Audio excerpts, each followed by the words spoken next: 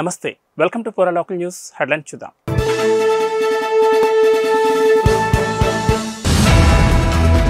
ప్రభుత్వ ఉద్యోగులకు రేవంత్ సర్కార్ గుడ్ న్యూస్. మొదటి తారీఖునే జీతాలు వేసిన రాష్ట్ర ప్రభుత్వం. కాంగ్రెస్ ప్రభుత్వంలో చెప్పిందే చేస్తాం, చేయగలిగేదే చెప్తామన్న డిప్యూటీ సీఎం భట్టి. దివ్యాంగులకు పలు ఉపకరణాలు పంపిణీ చేసిన కిషన్ రెడ్డి. అన్ని వర్గాల సంక్షేమానికి మోడీ సర్కార్ కృషి చేస్తోందని వెల్లడి. ప్రభుత్వ ఉద్యోగులకు పెన్షనర్లకు రేవంత్ రెడ్డి సర్కార్ తీపి కబురు చెప్పింది. ఫిబ్రవరి నెలకు సంబంధించిన జీతాలు పెన్షన్లు ఇవాళ వారి ఖాతాల్లో జమ చేసింది. ఈ మేరకు 3,69,200 మంది రెగ్యులర్ ఉద్యోగులు 2,88,000 పెన్షన్దారుల ఖాతాల్లో జమ చేశారు. నెల మొదటి తారీఖునే జీతాలు పడడంతో ఉద్యోగులు సంతోషం వ్యక్తం చేస్తున్నారు. గతంలో ప్రభుత్వ ఉద్యోగులకు ఫస్ట్ డేట్నే జీతాలు పడే ఆనవాయితీ ఉండేది. కానీ గత కేసీఆర్ హయాంలో మొదటి వారం నుంచి మూడో వారం వరకు ఓ రోజున శాలరీలు వస్తాయో లేక తెలియక ఉద్యోగులు అయోమయానికి గురయ్యేవారు. ఈఎంఐలు క్లియర్ చేసుకునేందుకు నానా తంటాలు పడాల్సిన పరిస్థితి ఉండేది. కానీ కొత్త ప్రభుత్వం ఏర్పడ్డాక ఆ పరిస్థితిలో మార్పు కనిపిస్తోంది. డిసెంబర్ నెల జీతం జనవరి 6వ తేదీన జమ చేయగా జనవరి నెల జీతం ఫిబ్రవరి 7ని జమ చేశారు. ఫిబ్రవరి జీతం డబ్బులు మార్చి 1వ తేదీని ఉద్యోగుల బ్యాంక్ ఖాతాల్లో జమ చేశారు. కాంగ్రెస్ ప్రభుత్వంలో చెప్పిందే చేస్తాం, చేయగలిగేదే చెప్తామని డిప్యూటీ సీఎం మల్లు భట్టి విక్రమార్క స్పష్టం చేశారు. ముదిగొండ మండల సీతారాంపురం సభలో డిప్యూటీ సీఎం మాట్లాడుతూ తనను ఈ స్థాయిలో ఉంచింది మధిర నియోజకవర్గ ప్రజలే అని, సీతారాంపురం గ్రామస్తులు చల్లగా ఉండాలన్నారు. అభివృద్ధి పనుల్లో నాణ్యత పాటించాలని, పనుల విషయంలో అధికారుల పర్యవేక్షణ తప్పనిసరి అని అన్నారు. ఇందిరమ్మ రాజ్యంలో 6 గ్యారంటీలు తప్పక అమలు చేసి తీరుతామన్నారు. రాష్ట్రంలో పేదలకు 200 యూనిట్ల విద్యుత్, 500కే గ్యాస్, మహిళలకు ఉచిత బస్సు ప్రయాణం కల్పిస్తున్నామన్నారు. పేదల కోసం 10 లక్షలతో ఆరోగ్యశ్రీ పథకాన్ని అమలు చేయబోతున్నట్లు తెలిపారు. మధిర నియోజకవర్గ ప్రజల ఓటుకు గౌరవం తెచ్చే విధంగా పనిచేస్తామన్నారు. రాష్ట్ర ప్రజల కోసం ప్రభుత్వంలో మంత్రులుగా కంకణబద్దులై పనిచేస్తున్నామన్నారు. ఉద్యోగులను గత ప్రభుత్వం ఇబ్బందులు గురిచేసిందని, కాంగ్రెస్ ప్రభుత్వం వారిని తిరిగి ఆదుకుంటుందని తెలిపారు.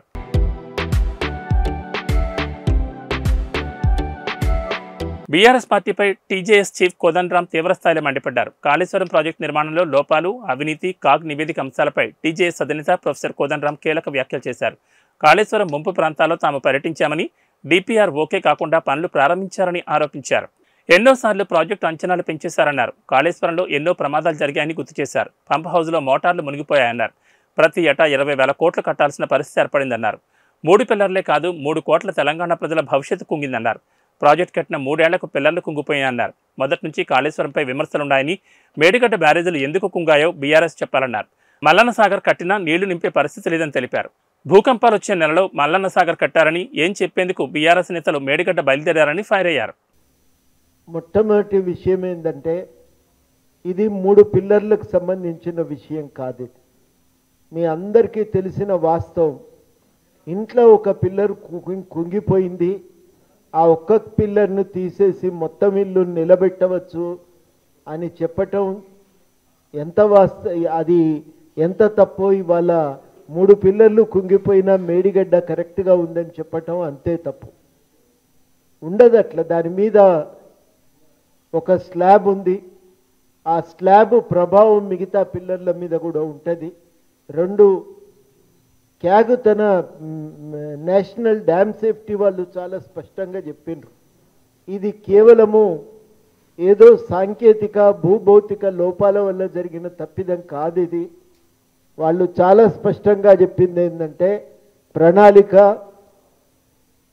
డిజైను, నిర్మాణము, నాణ్యత, నిర్వహణ అన్ని రంగాల్లో దొర్లిన తప్పుల వల్లనే ఇది జరిగింది అని కూడా అన్నారు.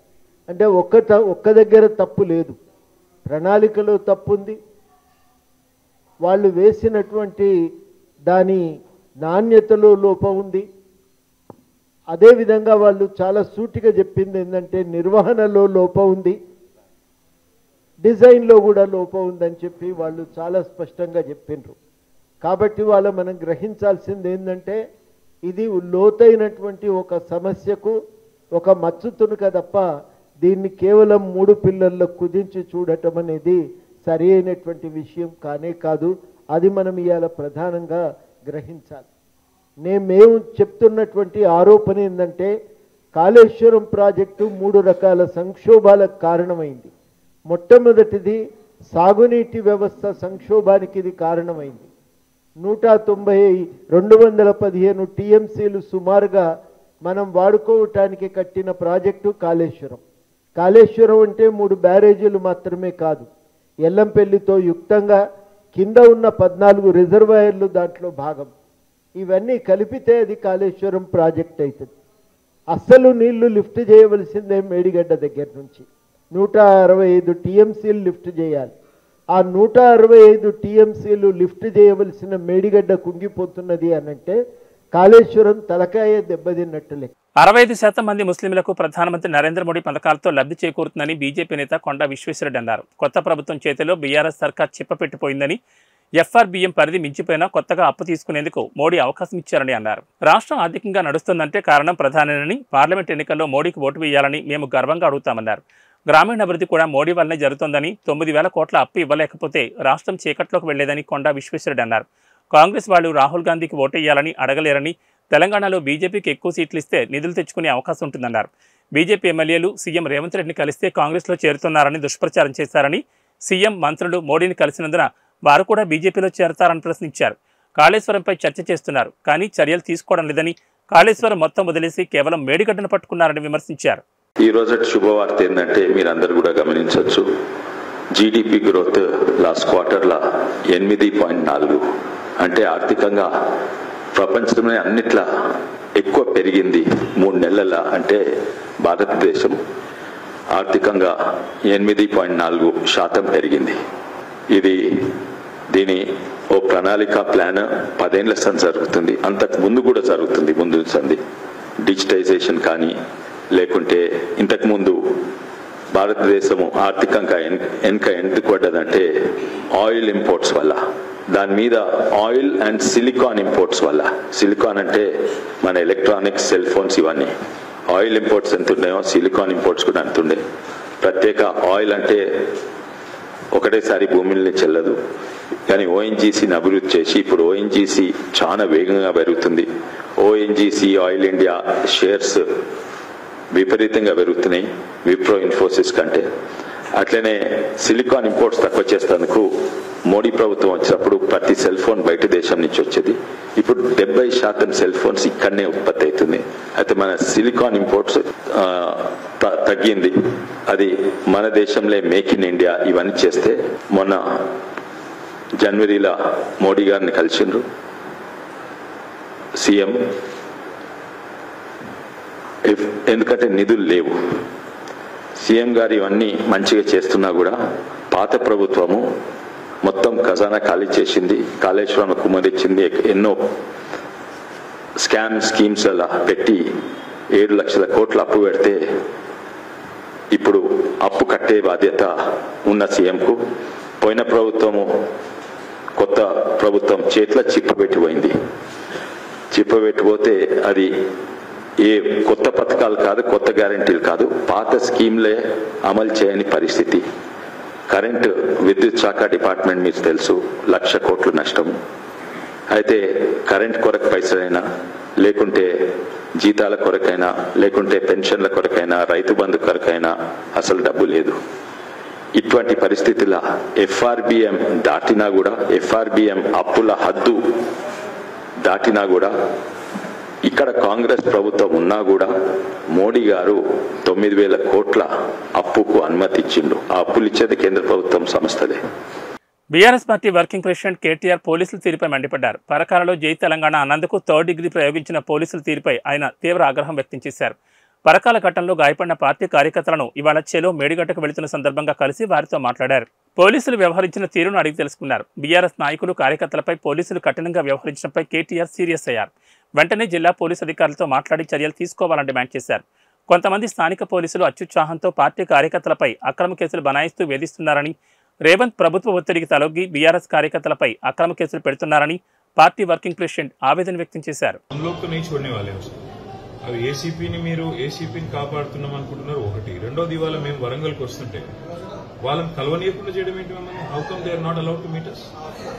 आपके पुलिस वाले आके डराते हैं, धमकाते हैं, ये कहां की रीत है? हमारे कार्यकर्ता हमसे मिलना है, हमारे लीडर हमसे मिल रहे हैं, आपको क्या तकलीफ है आपके पुलिस को? आज श्रीनिवास गौड़ बोल के जिसको बहुत ज्यादा मारा है उसको आज हाउस अरेस्ट कर दिया, ये क्या रीत है? क्या तानाशाही है? क्या चल रहा है? अंबरजीत सुनो, एक बात सुन लो, सत्ता बदलते रहता है. ఒక పార్టీ ఒక రోజు ఉంటుంది, ఇంకో పార్టీ ఇంకో రోజు ఉంటుంది. మీరు చట్టం ప్రకారం న్యాయం ప్రకారం పనిచేయాలి. ఆ శ్రీనివాస్ గౌడ్ అంటే ఆయన ఎందుకు అవసరం చేయాలి? మీరు చెక్ చేయండి. మీ వాళ్ళు, నేను మీ బాధ్యత, మీ తప్పు అంటలేను, కానీ మీ ఏసీపీలు, సిఐలు, ఎస్ఐలు ఇంత ఓవర్ యాక్షన్ చేయడం మంచిది కాదు బ్రదర్. ఇది ఇక हमको भी जाना पड़ता है, HRC जाना पड़ता है, हमको भी हंगामा करना पड़ता है. अगर ऐसे ही करेंगे आप, आपके लोगों को संभालो अंबर जी, ये ठीक बात नहीं है. संभल लो और एसीपी से भी बात करो, जास्ती नहीं करने को बोलो उसको. अरे आज मम्मल्ని కలవనీయకుండా చేయడం ఏంది? నాకు అర్థం కాదు. ప్లీజ్ డూ చలో.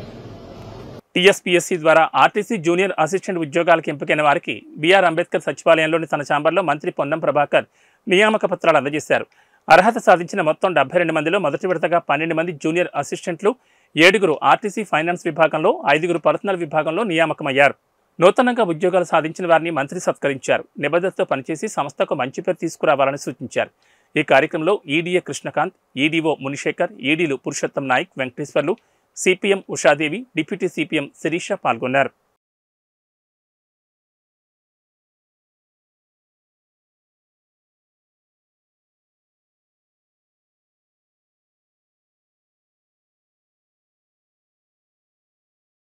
పార్లమెంట్ ఎన్నికల వేళ ప్రతిపక్ష బీఆర్ఎస్ పార్టీకి మరో బిగ్ షాక్ తగిలింది. ఇప్పటికే 2 సిట్టింగ్ ఎంపీలు ఆ పార్టీని వేడగా తాజాగా మరో ఎంపీ గులాబీ పార్టీకి గుడ్ బై చెప్పారు.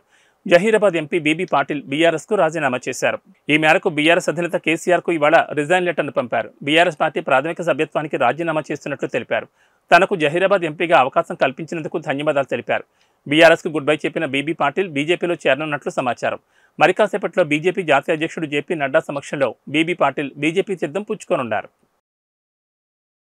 కరీంనగర్ జిల్లా గన్నేరువరం మండలంలోని చీమలకుంటపల్లి గ్రామంలో ఎండిన పంటలను, సాగునీటి కాలువలను మాజీ ఎమ్మెల్యే రసమయ్యతో కలిసి మాజీ ఎంపీ బోయినపల్లి వినోద్ కుమార్ పరిశీలించారు. రైతుల సమస్యలను అడిగి తెలుసుకున్నారు. మేడిగడ్డ బ్యారేజ్ పిల్లర్లు కుంగాయనే సాకుతో కాంగ్రెస్ ప్రభుత్వం ప్రాజెక్టులను ఎండబెట్టే కార్యక్రమానికి శ్రీకారం చుట్టిందని వినోద్ కుమార్ విమర్శించారు. యాసంగి పంటలకు సాగునీరు అందకపోవడంతో పంటలు కళ్ల ముందే ఎండిపోతుంటే రైతులు గుండెలు పగిలేలా కన్నీరు పెడుతున్నారన్నారు. పంటల సాగుకు పెట్టిన పెట్టుబడి మట్టిపాలవుతుందని చెప్పారు. మేడిగడ్డ దగ్గర గోదావరి నదిలో 5,000 క్యూసెక్ల నీరు వృధాగా సముద్రంలోకి పోతున్నా కూడా కాంగ్రెస్ ప్రభుత్వం పట్టించుకోవడం లేదని ఆరోపించారు. మేడిగడ్డ దగ్గర గోదావరి నదిపై కాపర్ డ్యాం నిర్మాణం చేసి నీళ్లను అన్నారం, సుందెళ్ల, ఎల్లంపల్లి ప్రాజెక్టులకు ఎత్తిపోసి అక్కడి నుంచి మిడ్మానేరులోకి నీళ్లను ఎత్తిపోయడంతో పాటు కాలువల ద్వారా యాసంగి పంటలకు సాగునీళ్లు ఇవ్వాలన్నారు. గత ప్రభుత్వంలో రైతులకు ఎప్పుడు అవసరం ఉంటే అప్పుడు సాగునీళ్లు ఇచ్చిందని గుర్తు చేశారు. కాంగ్రెస్ ప్రభుత్వం అసమర్థత కారణంగా చెరువులు ఎండిపోవడంతో పాటు సాగు చేసిన పంటలు ఎండిపోతున్నాయన్నారు. మోటార్లు స్టార్ట్ అయితే నింపుతారా వాస్తవే సార్. మేము తెలంగాణ 3 సార్లు పోయి ఇడ్చిపెట్టుకున్నాం సార్. ఇప్పుడు మన మిడ్మానేరు ఉంది కదా, ఇది మన కుదురుపాక ఉంది. కుదురుపాక దాంట్లో ఏం చేద్దామంటే వర్షాలు వచ్చినప్పుడు మన బాగా నిండి ఎస్ఆర్ఎస్పీ నిండి దాంట్లో నిండుతుంది. నిండి మనం అందరం మొదటి వర్షాకాల పంట పండించుకోలేదు. యాసంగి కూడా నాటేసి ఒక 1-2 నెలలు ఆ నీళ్ళతోనే వాడుకుందాం. కానీ ఇప్పుడు ఇది ఫిబ్రవరి అయిపోయి మార్చ్, ఏప్రిల్లో ఇక్కడ ఉంటే అదంతా నేను చెప్తా సార్. కట్టెక్ తప్ప మీకు తెలియదు.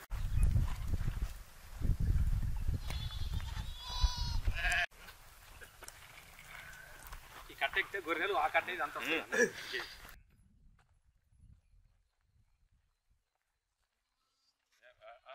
ఓకే చెప్పు.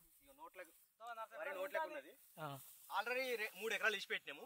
ఇగో ఇది నోట్లోకి ఉన్నది. ఇది కూడా ఒక చుక్క కూడా నీళ్ళు లేదు, వాటి మట్టే కనబడుతుంది. ఇగో ఇది కూడా పోతుంది.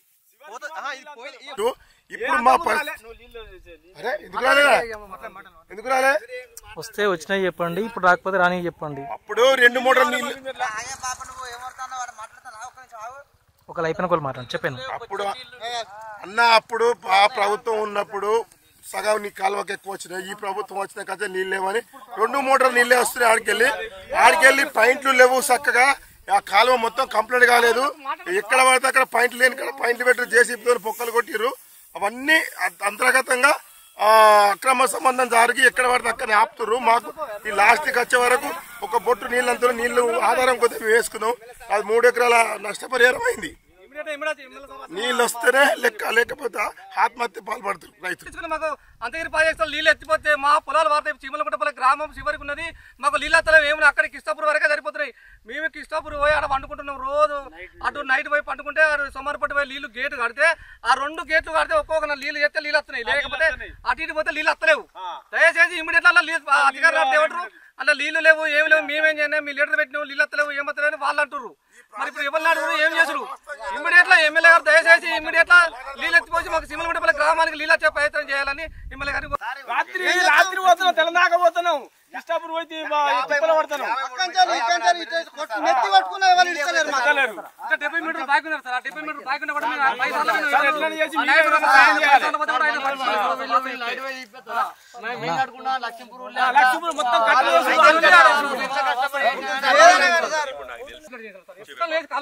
మీరు చేసిన మాకు మంచిగా ఉంటుంది కదా.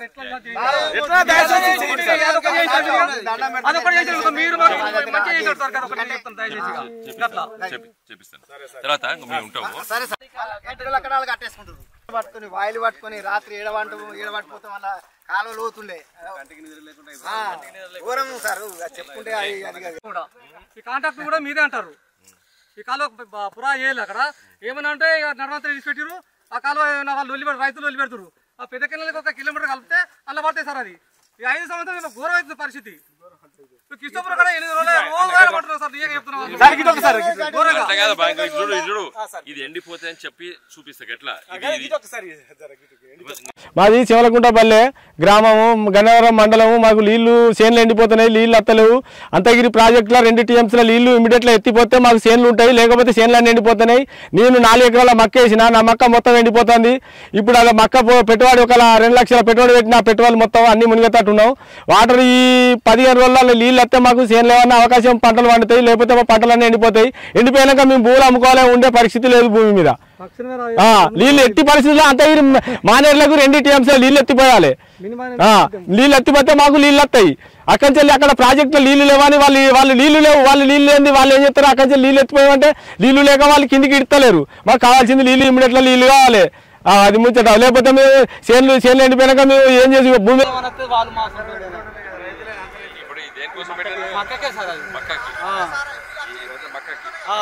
సార్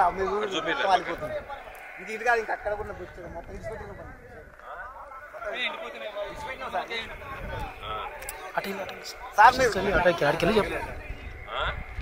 చెప్పు సార్ చెప్పే నేను చూస్తున్నావు. సార్ చెప్పి ఏమని చెప్పు కావాలని ఇంకొక కాడ కూడా ఉన్నాయి.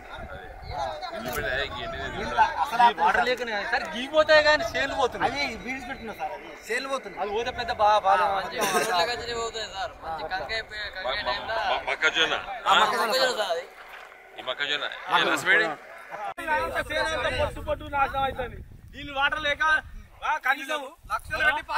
మహబూబాబాద్ జిల్లా కేసముద్రం మండలం పెనుకొండ గ్రామంలో ఎంపీటీసీ దుబాకుల వెంకన్న ఆధ్వర్యంలో పలు అభివృద్ధి పనులకు శ్రీకారం చుట్టారు. పెనుకొండ గ్రామ అభివృద్ధికి కట్టుబడి ఉన్నామని గ్రామ ఎంపీటీసీ దుబాకుల వెంకన్న తెలిపారు. గ్రామంలో పలు రోడ్ల నిర్మాణానికి పూజలు చేశారు. పెనుకొండ గ్రామంలోని పెసర యాకన్న ఇంటి నుంచి నేరేళ్ల బలరాం ఇంటి వరకు సీసీ రోడ్ నిర్మాణానికి చర్యలు తీసుకున్నామని చెప్పారు.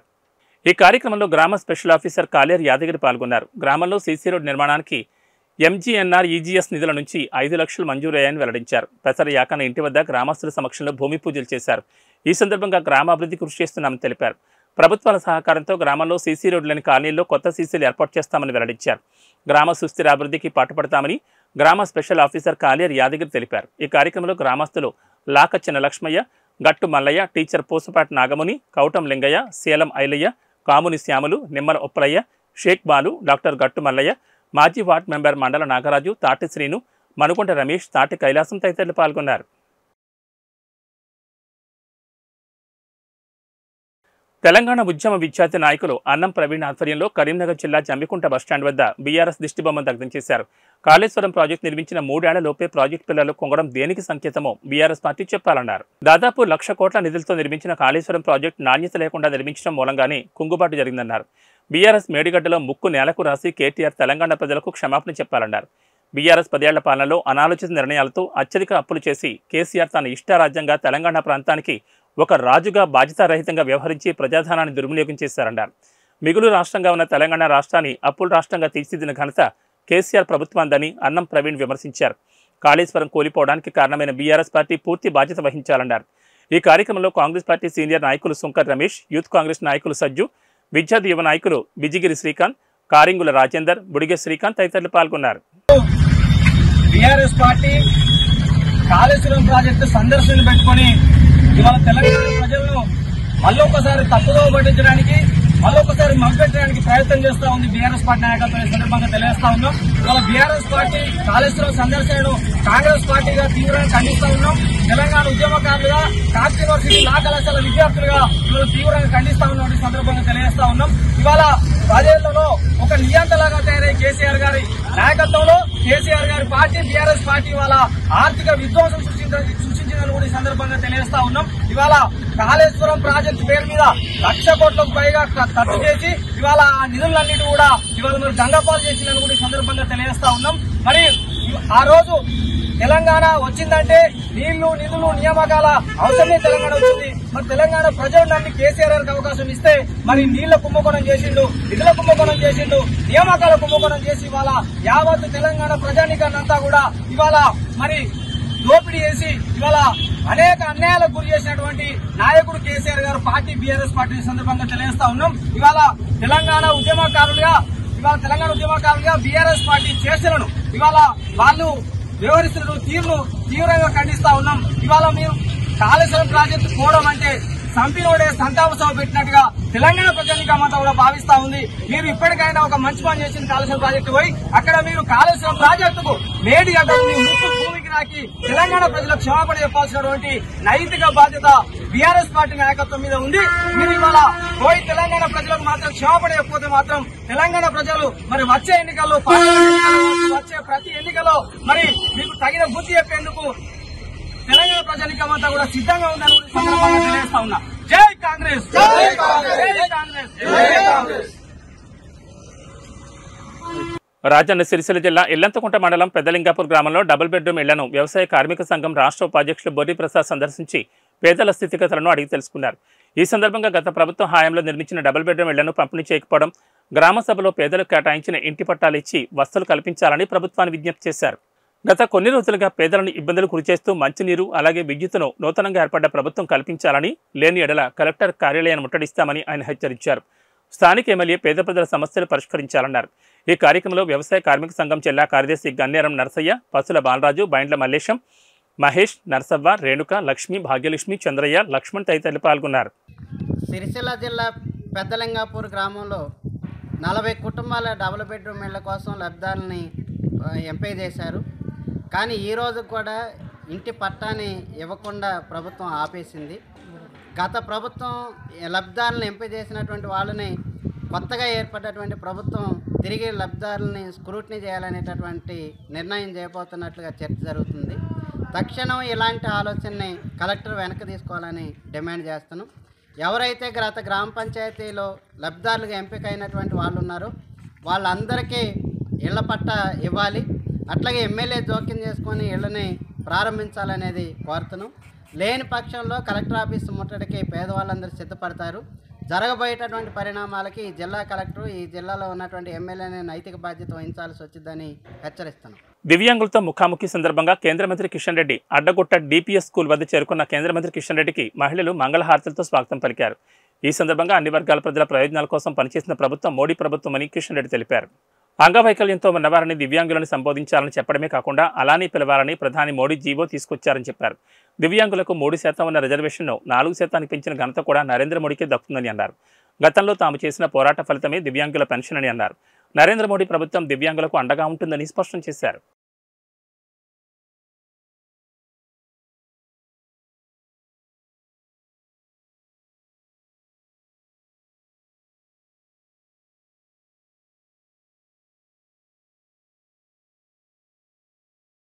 బీఆర్ఎస్ సీనియర్ నాయకుడు మన్నెంపల్లి మాజీ ఉప సర్పంచ్ పొన్నం అనిల్ గౌడ్ బర్త్డే సందర్భంగా పొన్నం యువసేన ఆధ్వర్యంలో మండల వ్యాప్తంగా పలు సేవా కార్యక్రమాలు నిర్వహించారు. లయన్స్ క్లబ్ సహకారంతో కరీంనగర్ ప్రభుత్వ ఆసుపత్రిలో చికిత్స పొందుతున్న వారి కుటుంబ సభ్యులకు అన్నదానం చేశారు. అంతకుముందు కేక్ కట్ చేసి మిఠాయిలు పంచారు. పొన్నం అనిల్కు జన్మదిన శుభాకాంక్షలు తెలిపారు. తిమ్మాపూర్ మండలం మన్నెంపల్లి ప్రభుత్వ పాఠశాలలో 10వ తరగతి విద్యార్థులకు పరీక్ష ప్యాడ్లు సామగ్రి అందించారు. ఈ కార్యక్రమంలో యూత్ నాయకులు దరిపల్లి వేణుకుమార్, సుద్దగోని సదయ్ గౌడ్, కామిర నిరంజన్, బేనపల్లి సంపత్, గీకూర్ రమేష్, గొల్లే సాయికుమార్, గొదర్ నాగేంద్ర, నాంపల్లి సాయికుమార్, గుంటి నవీన్ తదితరులు పాల్గొన్నారు. చాలా నీకు వచ్చినప్పటి నుంచి నేను చూస్తూ ఉన్నాను. ఈ 2 సంవత్సరాల కాలంలో అంతకుముందు నేను ఉన్నప్పుడు ఆయన కొంచెం అప్పటికి ఆయన స్థిరపడలేదు. నేను వచ్చిన ఈ కొద్ది సమయంలోనే చాలా సేవా కార్యక్రమాలు చేస్తూ ఉన్నాను. ఆయన యొక్క జన్మదినాన్ని పురస్కరించుకొని యువసేన పొన్నం అనిల్ గౌడ్ పొన్నం యువసేన మన్నెంపల్లి తరఫున మరి వచ్చినటువంటి ఆయన మిత్రులు, స్నేహితులు, జూనియర్లు, సీనియర్లు అందరికీ పేరు పేరున స్వాగతం తెలియజేస్తూ ఏబీ బులెటిన్ విశేషాలు. నమస్కారం.